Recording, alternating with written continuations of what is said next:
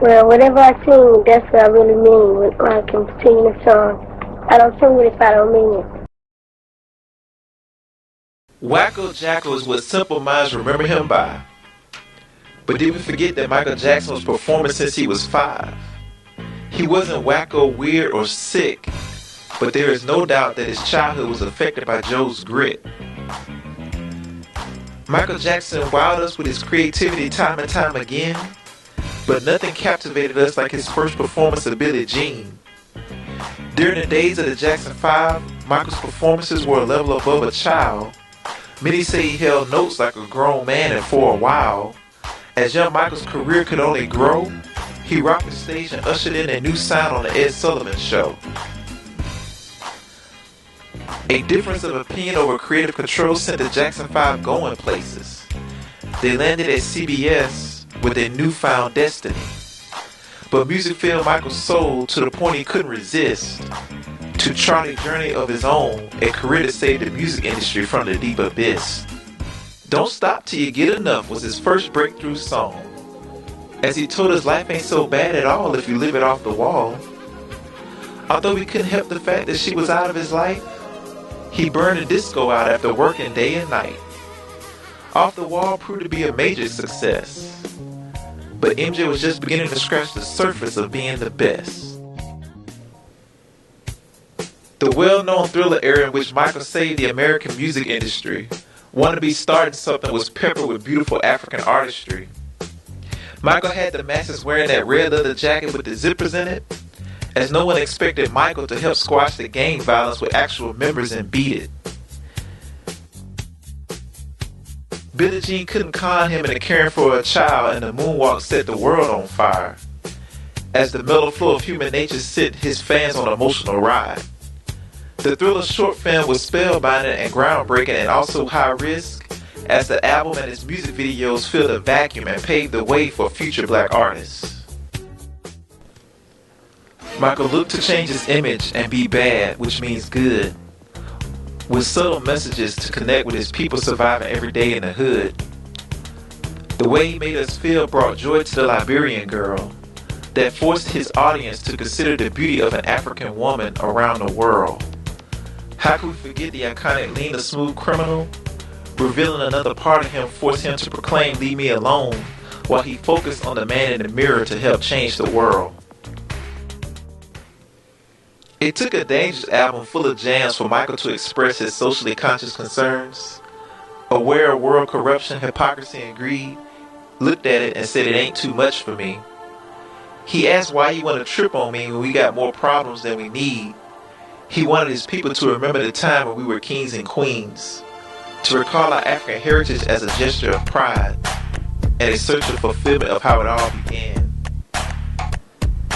He did state that it don't matter if you're black or white. For the Heal the World pledge, Michael still knew who he was and stayed true to his heritage.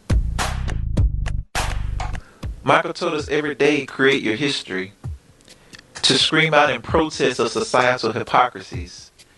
He was tired of the injustice and tired of the schemes. He was tired of the corruption, and what does this mean? That they really don't care about us was the end result, as he connected his personal struggles to a larger concerns to deconstruct. Michael said he was the voice of the victims of police brutality, hate, and shame, and that he couldn't believe this is the land from which he came. It's funny how people accept the mainstream view of him that's wrong. How many people know Michael sampled Malcolm X and Ali in a song? Although he often felt like a stranger in Moscow, this time around he was going to put the world on notice with the Earth song. He told us that we are not alone, as we should come together and not be corrupted by money, and not to sell our souls to and appease the tabloid junkies. As Michael told us, in every step we leave our legacy, as he expressed how he used his memories of his own childhood to improve upon his personal history. Michael returned to the basics and proved his legacy was invincible, as he told his enemies they should feel threatened because through it all he was unbreakable. Butterflies was a hidden gem as it left his fans speechless, as this album could rock your world to the break of dawn with its various ranges. Michael wanted to warn the world of the deception as they got people confused, trying to get him to lose the man he really was, and no matter what happens, he will pull through. As he proclaimed, when you bury me underneath all your pain, he taunts that he's steady laughing while surfacing. No entertainer has matched Michael's genuine love for his fans and humanity, blessed by the creators and ancestors with divine and creative energy that cut across cultural lines and across nations, to the point he is the most beloved amongst all influential diasporic Africans. There is no doubt that he left a complex legacy and withstood it to be the best, as the history scales will prove this when you put it to the test. He surpassed all of his teachers and remained humbled by them, as he descended from a long line of great musicians and showmen that came before him. Mike Jack was a trendsetter, revolutionizing the way we experience music. Through his songs, videos, and performances, he inspired generations of fans and artists from every corner. He didn't want to leave behind some mindless spectacle or escapism.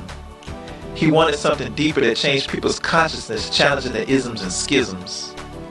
Michael's creative genius came from his ancestral African lineage to express to the world love, the need for protest, and healing.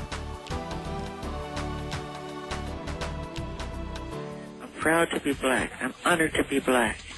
And I just hope that one day that they will be fair in portraying me the way I really, really am. Just a loving, peaceful guy wanting to make wonderful, unprecedented entertainment and songs and music and film for the world.